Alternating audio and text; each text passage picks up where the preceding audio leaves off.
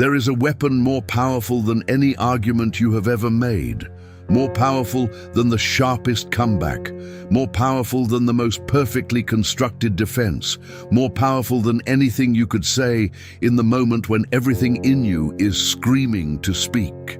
That weapon is silence, not the silence of someone who has nothing to say, not the silence of fear or submission. The deliberate, controlled, sovereign silence of someone who has learned something that most people spend their entire lives without discovering, that the mouth, left unguarded, destroys more than any enemy ever could. Zeno of Citium, the founder of Stoic philosophy, said it plainly: "We have 2 ears and 1 mouth, so we should listen more and talk less." But the Stoics went further than that. They did not simply advocate for listening. They identified specific moments, precise situations, where silence was not merely better than speaking, but where speaking was actively catastrophic. These were not abstract philosophical positions. These were practical observations made by men who lived in courts, in armies, in senates, in exile. Men who had watched careers collapse over a single unguarded sentence. Men who had seen relationships destroyed by words spoken in the wrong moment. Men who had themselves paid the price of a mouth that moved before the mind had finished its work. Epictetus, who knew the full weight of powerlessness as a slave, said something that every person who has ever regretted speaking should carry with them: "If you don't want to have a troubled mind, don't have a troubled tongue." 7 moments, 7 situations where the Stoics would tell you, with complete certainty, to close your mouth, breathe, and let silence do what no word ever could. What you are about to hear has the potential to change the quality of every relationship you have, every negotiation you enter, every conflict you face, and every decision you make under pressure. Not because silence is passive, because silence, in the right moment, is the most active and powerful choice available to you. Stay with this until the end. The 7th moment is the one most people miss, and it may be the most important of all. Part 1. When you are angry, anger is the great thief of words you cannot take back. You know this. Every person who has ever said something in rage that they spent months trying to unsay knows this. And yet the pull is almost irresistible. When anger rises, the mouth wants to move. The body treats it like an emergency. The mind says, "Speak now," before the moment passes, before they think they have won, before you lose your chance to make them understand. But the Stoics watched anger with the precision of scientists and saw something that changes everything. The words spoken in anger never accomplish what anger believes they will accomplish. They do not produce understanding. They do not produce respect. They do not produce resolution. They produce damage. And the damage they produce is almost always worse than the situation that triggered the anger in the first place. Marcus Aurelius wrote to himself in his private journal, "How much more harmful are the consequences of anger than the circumstances that aroused it." Read that again. Not that anger is wrong to feel, that the consequences of acting on it are more harmful than whatever caused it. Seneca, who wrote an entire treatise on anger because he considered it the most dangerous of all emotions, described the mechanism with surgical precision. Anger, he said, convinces you that what you are about to say is necessary, that justice requires it, that the other person deserves it, that if you do not say it now, you will have failed to stand up for yourself, failed to set the record straight, failed to make them face what they have done. Every single one of those convictions is a lie that anger tells. The person you are angry at is not going to hear the truth in your words. They are going to hear the anger. And the anger is going to produce defensiveness, counterattack, or withdrawal, none of which moves you toward what you actually want. Seneca's prescription was simple and concrete. When you feel anger rising, impose a delay. Not forever. Not until the feeling disappears, just long enough for the first wave to pass. He wrote, "The greatest remedy for anger is delay." In that delay, something shifts. the conviction that you must speak right now begins to loosen. The certainty that your words will accomplish what you need begins to dissolve. And in its place, something more useful arrives, the ability to choose. Because here is what the Stoics understood about anger and silence that most people never learn. Silence in the face of provocation is not weakness. It is the most difficult and most powerful form of strength available to a human being. Anyone can shout. Anyone can wound with words when they are hurt. That requires nothing. Choosing not to, in the moment when every instinct says otherwise, that requires everything. And it is exactly that choice, made consistently, that builds the kind of character that commands genuine respect. Not fear, not submission. Respect. The next time anger wants your mouth, give it your silence instead. Wait. Breathe. And watch what becomes possible when the other person does not have your rage to react to. Part 2. When you are tempted to boast. There is a particular kind of silence that the ancient Stoics considered essential to excellence, and almost no one practices it today. It is the silence about your own achievements. We live in a culture that has normalized, even celebrated, the constant performance of success. Every accomplishment announced, every milestone shared, every step forward broadcast to the largest possible audience. This has been sold as authenticity, as inspiration, as building a personal brand, but the Stoics saw it for what it often is, a need for external validation that quietly hollows out the very thing it is trying to display. Marcus Aurelius wrote, "Receive without pride, relinquish without struggle." The first part of that instruction is the one people miss. Receive without pride. Not without gratitude, without the pride that needs to be seen, that needs to be acknowledged, that cannot sit quietly with an accomplishment, but must immediately share it to feel that it is real. Here is what actually happens when you announce your achievements prematurely or excessively.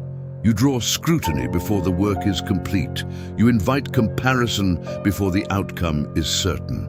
You hand people the measurements they need to evaluate you. And evaluations have a way of becoming verdicts, and verdicts have a way of defining you in the minds of others long after the moment has passed. But there is something deeper happening too.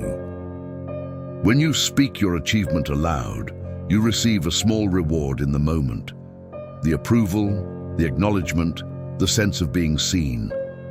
And that small reward reduces the drive to actually do the harder thing. The work gets spoken about more than it gets done. The goal gets announced more than it gets pursued. The Stoics were interested in what they called virtue, not the appearance of virtue, not the reputation for virtue, but the actual internal quality of choosing and acting well. And they noticed that virtue, real virtue, has a particular relationship with silence.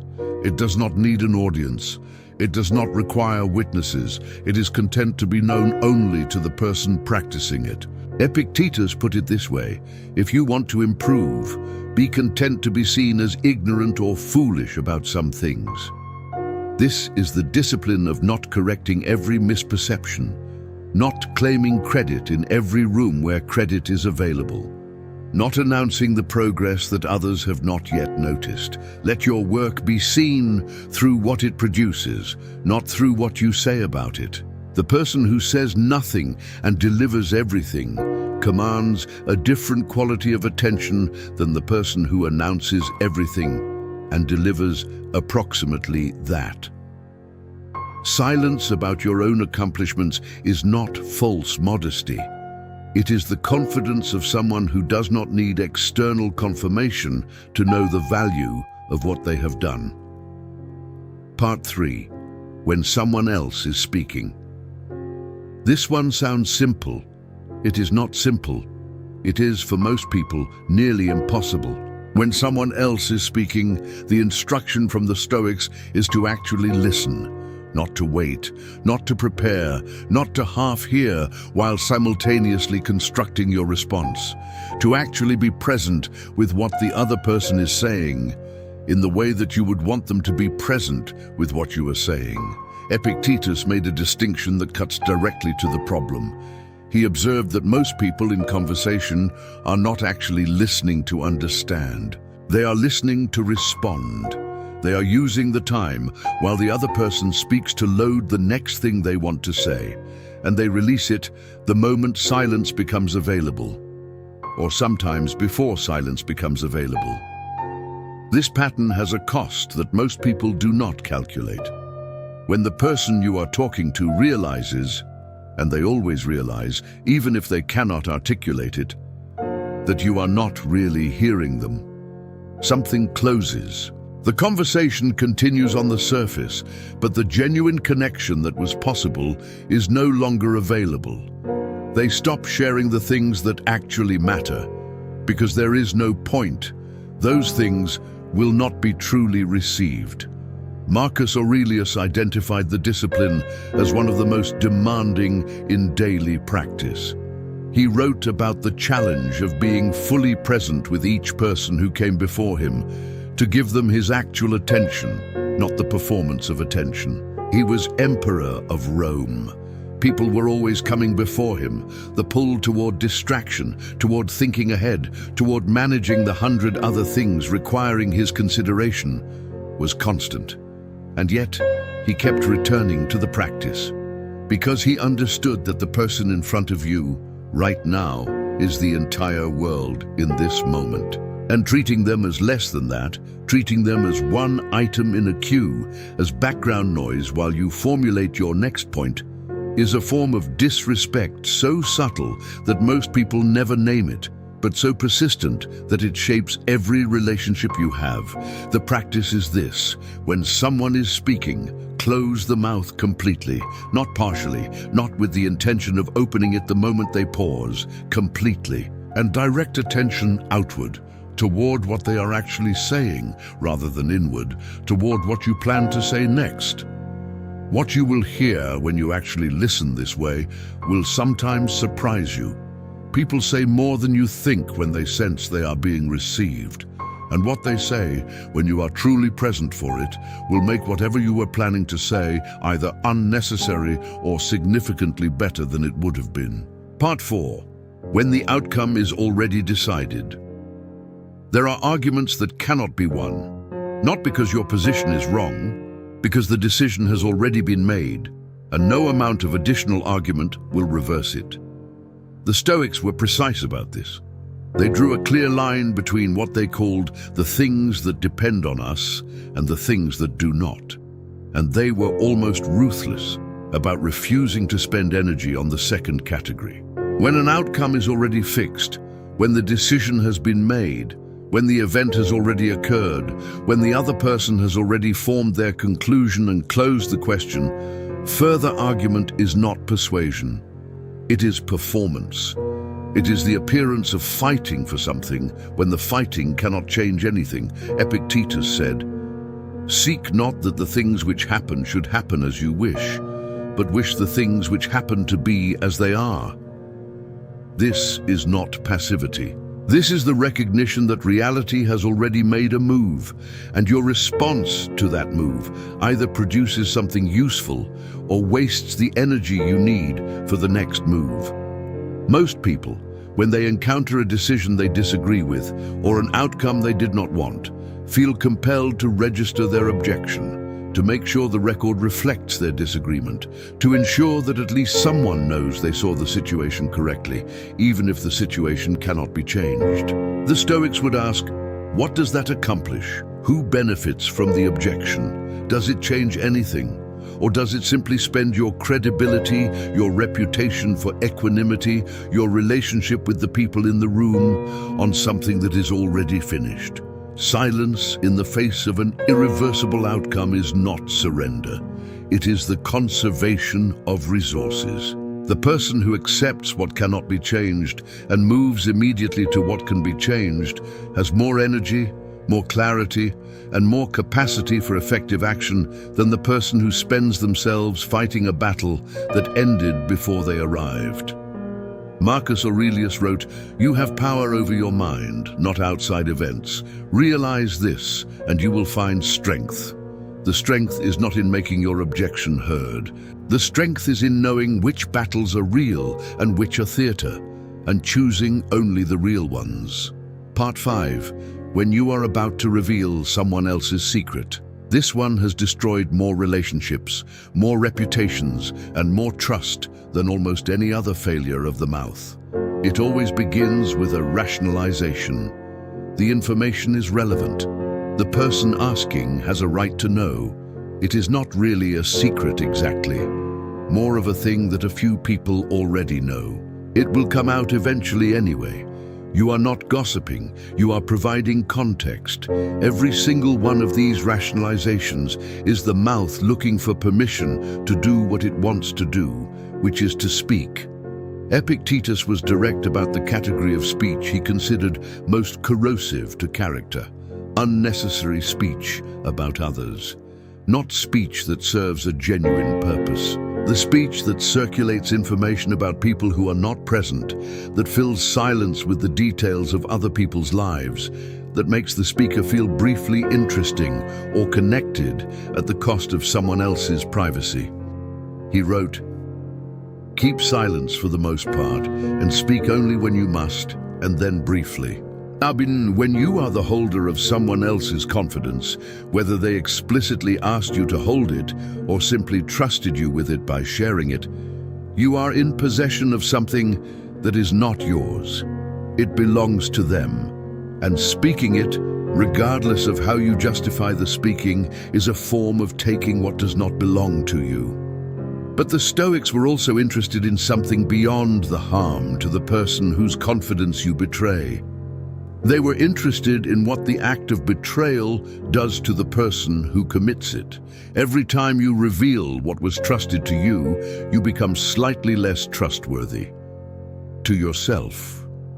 You register, somewhere beneath conscious awareness, that you are the kind of person who speaks what should not be spoken, and that registration changes how you show up in every subsequent relationship.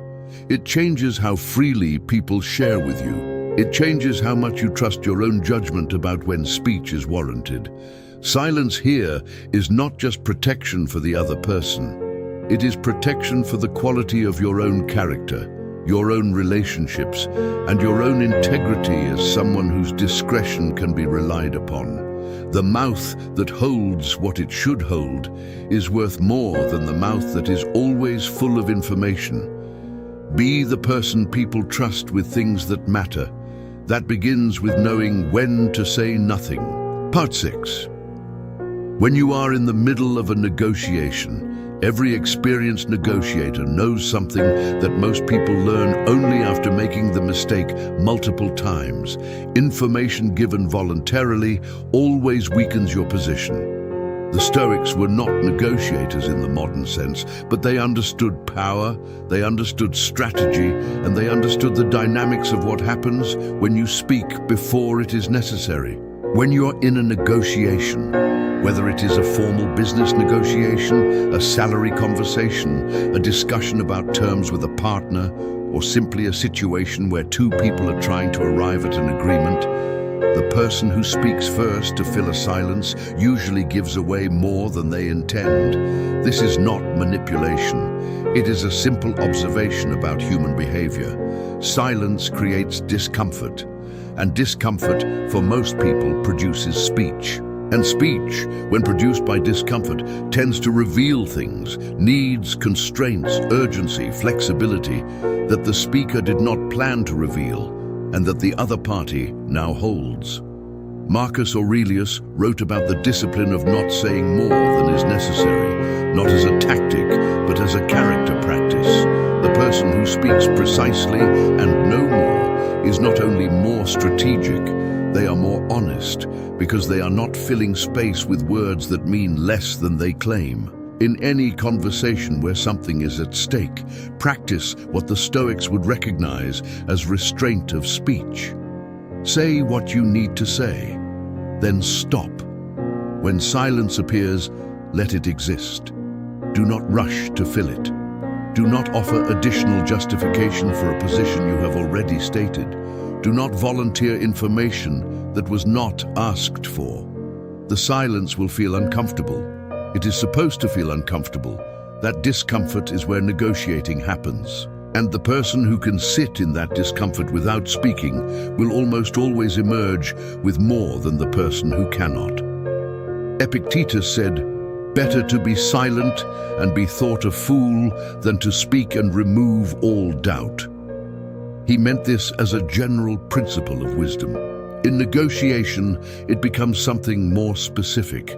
Better to be silent and preserve your position than to speak and surrender it. Part 7. When you are alone with your own thoughts.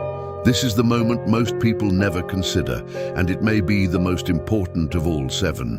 The Stoics were deeply interested in the quality of a person's inner life, not just what they said to others, but what they said to themselves, because they understood something that modern psychology has spent decades trying to confirm with data. The conversation you have with yourself is the most powerful conversation you ever have. It shapes everything else. Most people's inner conversation is relentless. It never stops. It runs commentary on everything, on what just happened, on what might happen, on what people think, on what you should have said, on what you need to do, on whether you are enough, on whether things will work out. It is louder than most people realize, because they have lived inside it for so long they have stopped noticing it. The Stoics prescribed silence, real silence, interior silence, as a daily practice, not just quiet in the room, quiet in the mind. The deliberate cessation of the inner monologue, at least for a period each day, to allow something clearer to emerge. Marcus Aurelius practiced this before dawn, before the demands of the empire began. He did not begin his days by reviewing everything that needed to happen. He began by returning to a kind of stillness, by reminding himself of what actually mattered, of how he wanted to meet the day, of the principles he intended to practice. And then, from that stillness, he moved into the day. This is what the Stoics called prosoche, self-attention, the practice of watching your own mind without immediately reacting to everything it produces. Most people live as if they are their thoughts. The Stoic practice is to observe thoughts as things that arise and pass, rather than as the self that must respond to each one. What happens in that interior silence is not nothing. It is, the Stoics would argue, where the most important work of a human life takes place, where clarity comes, where values are examined and reaffirmed, where the noise of the world stops being the only thing available to the mind and something more essential becomes audible. Seneca wrote, "Retire within yourself as much as possible with those who will make you better. Keep company with those who are likely to improve you." The "within yourself" is not a metaphor. It is a literal instruction. Spend time in your own interior without filling it with distraction, without reaching for entertainment or noise or the opinions of others. Sit in the silence of your own mind and let it do what it does when it is not being constantly managed and occupied and distracted. What you will find there may surprise you. The answers that you have been looking for externally often exist already in the silence you have been avoiding.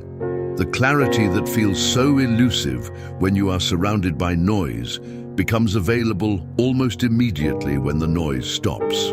7 moments, 7 situations where the mouth should close and something more powerful should take its place. Anger, boasting, while others speak. When outcomes are decided, when secrets are held, in negotiation, and in the privacy of your own mind. These are not 7 rules to memorize. They are 7 invitations to practice the thing that the Stoics considered one of the rarest and most powerful of all human capacities. The capacity to be still. The capacity to hold the speech that wants to come out, to examine it, to ask whether it serves anything real. and to choose, consciously and deliberately, what to release and what to keep. Marcus Aurelius spent the most powerful years of his life ruling the largest empire in the world, and the private notes he left behind are full of one theme above all others: the discipline of the inner life, of watching the mind, of guarding the mouth, of understanding that the external world can be navigated successfully only by someone who has first learned to navigate the internal one. That navigation begins with silence, not the silence of someone who has nothing to say. The silence of someone who has learned that what they do not say is as important as what they do. The silence of someone who has discovered that in the space where speech is withheld, something more powerful than words can finally be heard. That is the teaching of Zeno, of Epictetus, of Seneca, of Marcus Aurelius. And now, if you are willing to practice it, it is yours. Expanding each part. Additions to integrate. Part 1. Expansion. When you are angry, there is a scene recorded from the life of Marcus Aurelius that captures this principle more vividly than any philosophical argument could. A general under his command made a catastrophic error during a campaign, an error that cost lives, wasted resources, and embarrassed the empire.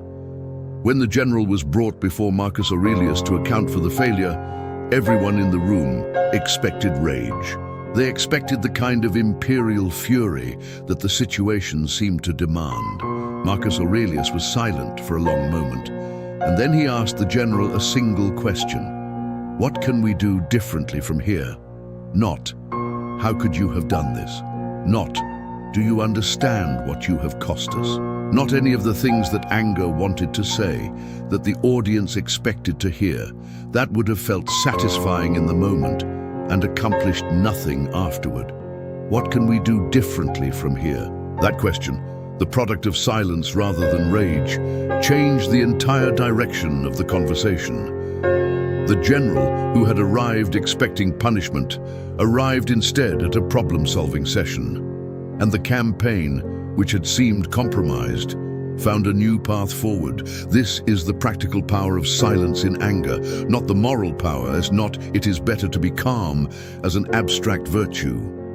The concrete, strategic, outcome-changing power of a mouth that does not open before the mind has finished its work.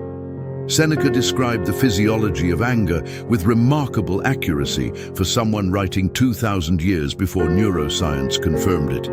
He noted the physical symptoms, the quickened pulse, the tension in the jaw, the heat in the face, and used them as early warning signals rather than as triggers. When the body begins those movements, he said, that is exactly the moment to apply the brake, not because the anger is wrong, because acting on it will produce something worse than what caused it.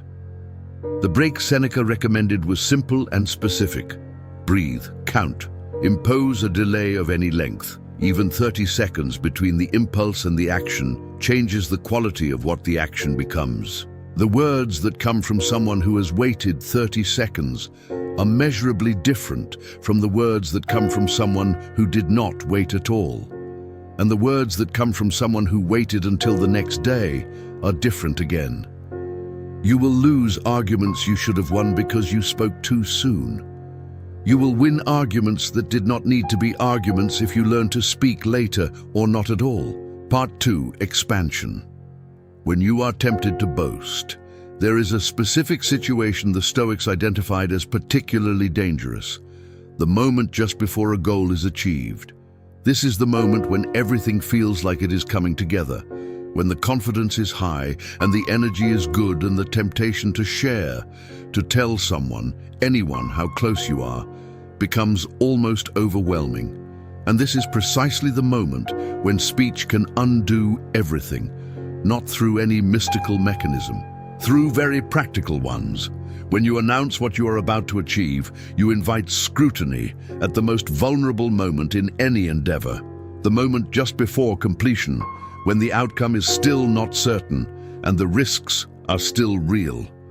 The scrutiny can introduce doubt. The doubt can alter execution. and execution at the final moment is everything. There is also the social dynamic that the Stoics observed with precision. People who hear your announcement of imminent success begin to relate to you as someone who has already succeeded. And when the success does not materialize exactly as announced, because reality is more complex than announcements, the gap between what you said and what happened defines you in ways that silence never would have.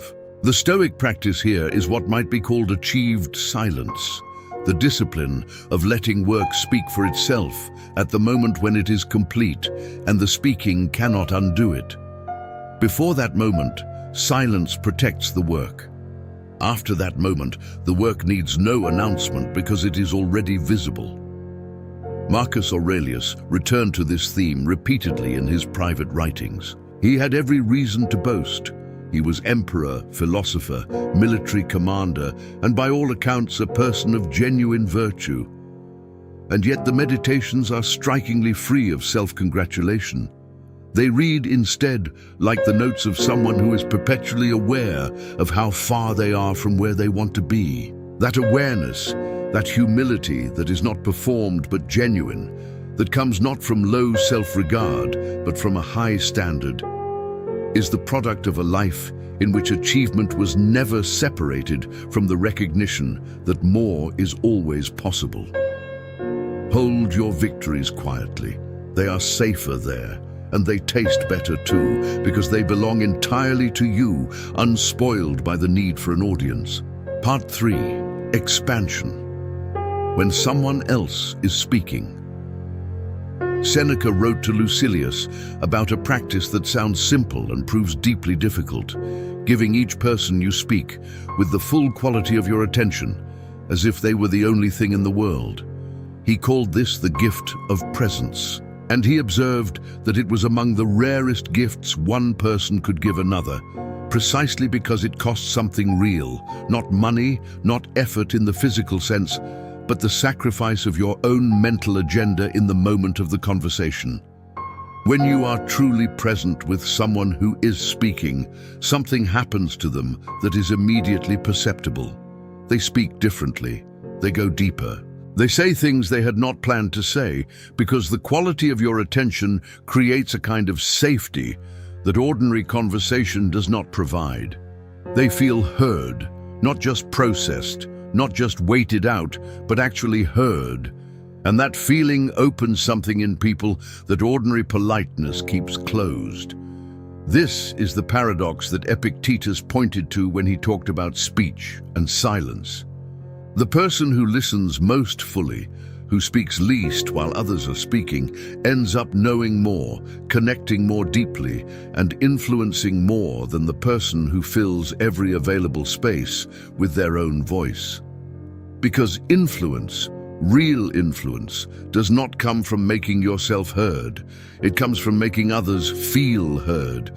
And making others feel heard requires, above all things, the silence that gives their words room to land. The next time someone is speaking to you about something that matters to them, try this. Say nothing until you are certain they have finished. Not finished pausing, finished. Until the silence on their end has gone on long enough that it is clearly an invitation rather than a breath. And then, before you speak, ask one question about what they said rather than making one statement about what you think. Notice what happens to the conversation. Notice what they share that they would not have shared if you had responded immediately with your own perspective. Notice the quality of the connection that becomes available when the other person feels fully received. That quality is what silence in listening creates, and it is something that no amount of eloquent speaking ever produces on its own. Part 4. Expansion. When the outcome is already decided, Epictetus used an image that has stayed with students of Stoicism for 2,000 years. He compared the human situation to that of a dog tied to a cart. The cart is moving. It will go where it goes. The dog has two choices. It can run alongside the cart, moving with it, arriving wherever it arrives with its energy intact. Or it can resist, dig in its feet, strain against the leash, fight the forward motion with everything it has. The cart will go where it goes either way. The only question is the condition in which the dog arrives. This image is not about passivity. The Stoics were not passive people. They were among the most active and engaged people of their era. What it is about is the precision of knowing which things are the cart and which things are genuinely within the dog's influence. When an outcome has been decided, when the vote has been taken, when the diagnosis has been delivered, when the relationship has ended, when the job has been given to someone else, that outcome is the cart. And the decision about whether to fight it with speech and argument and objection is the decision about whether to run alongside or strain against. Silence in these moments is not concession. It is the conservation of energy for the things that are not yet decided, not yet fixed, not yet past the point where effort can change them. It is the wisdom of knowing that your resources, attention, emotional energy, credibility, time are finite, and that spending them on closed questions is spending them away from open ones. Marcus Aurelius faced this situation repeatedly in ways that most people will never face. As emperor, he was regularly presented with situations where the outcome was fixed by factors entirely outside his control.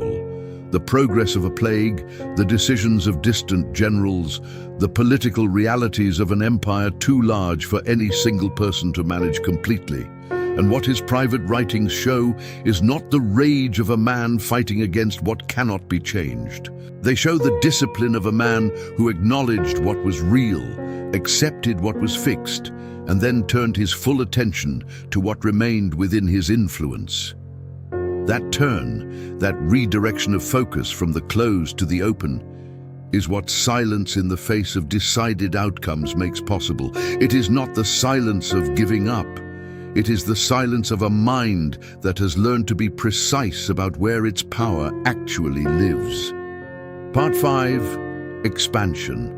When you are about to reveal a secret, there is a test that Epictetus recommended for speech, a simple filter that, applied consistently, eliminates most of the damage that words cause in relationships and reputations.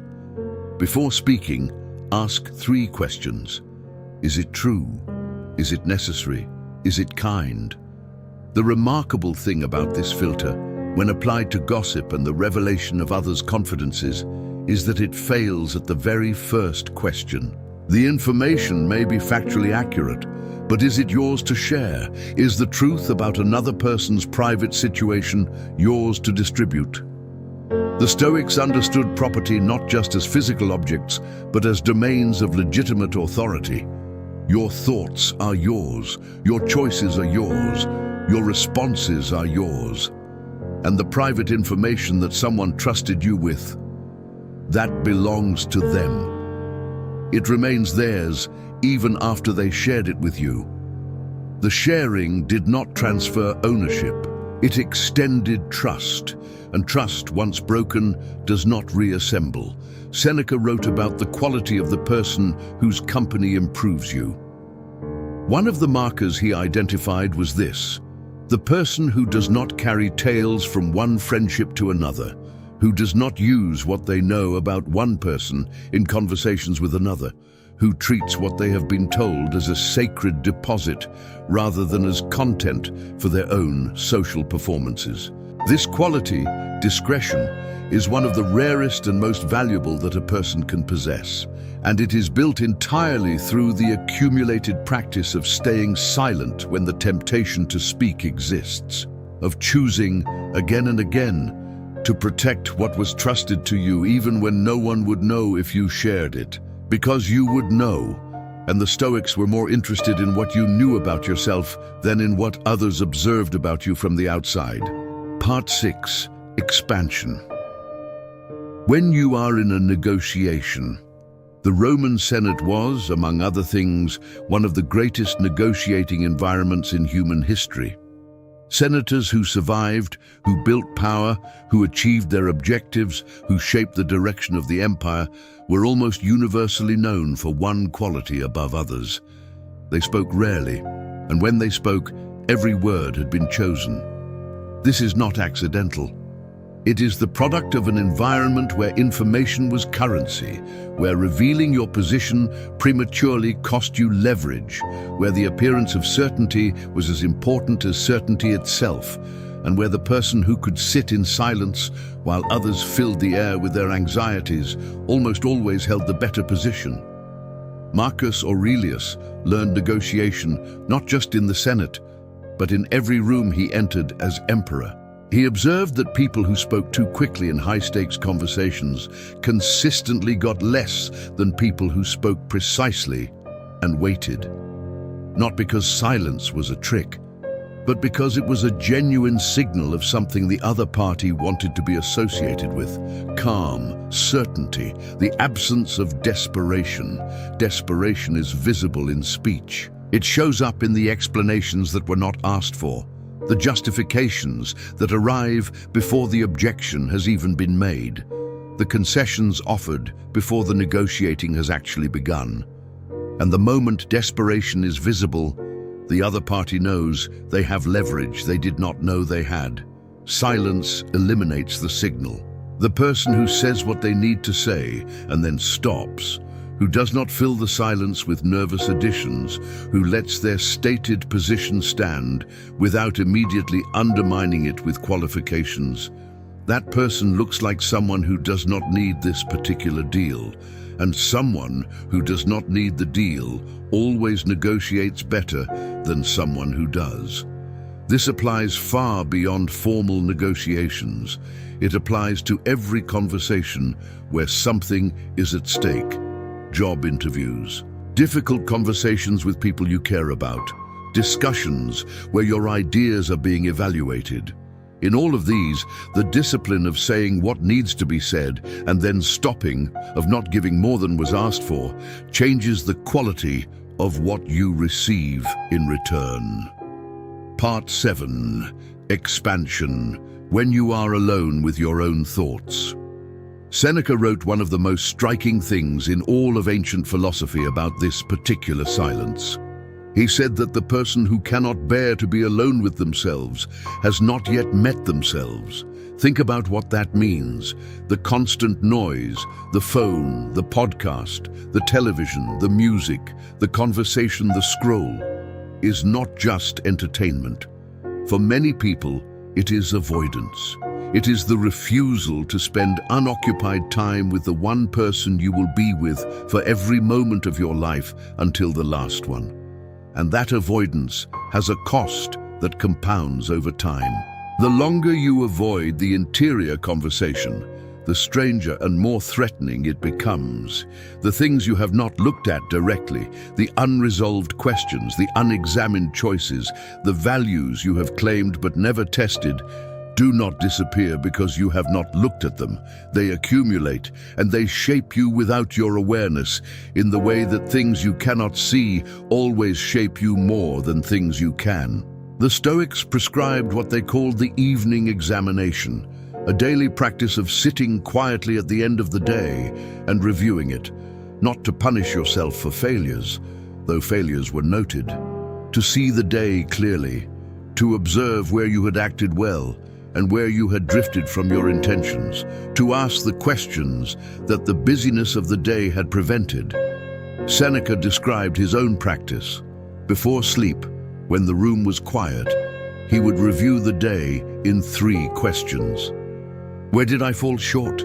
Where did I succeed? What will I do differently tomorrow? Not elaborate questions, not lengthy analysis. 3 simple questions, asked in silence, answered honestly, and then released. This practice, done consistently, produces something that no external conversation can produce: an accurate, ongoing understanding of who you actually are, not who you present yourself as being, not who you intend to be, but who you are in the actual choices you make when no one is watching. And that knowledge, difficult to face, essential to build on, is only available in silence. The world will fill every available moment of your life with noise if you allow it. Every technology, every social obligation, every piece of content produced by every person who wants your attention. All of it is designed to occupy the moments that the Stoics considered the most important of all. The moments of stillness, the moments of genuine self-examination, the moments when the interior conversation is allowed to be honest rather than curated for an audience. Protect those moments. Guard them as the Stoics guarded what they considered most essential, not with aggression, but with clarity about their value, with the quiet certainty of someone who knows that what happens in the silence is the foundation of everything that happens in the noise. 7 moments, 7 practices, one underlying truth. The mouth left unguarded is among the most destructive forces in a human life, and silence, practiced with intention and wisdom, is among the most constructive. Not the silence of someone who has nothing to offer, the silence of someone who has learned to offer only what truly serves, and who has discovered, in the practicing of that discipline, that what they choose not to say reveals far more about their character than anything they have ever said. Stay stoic, stay silent in the moments that matter, and watch what that silence builds.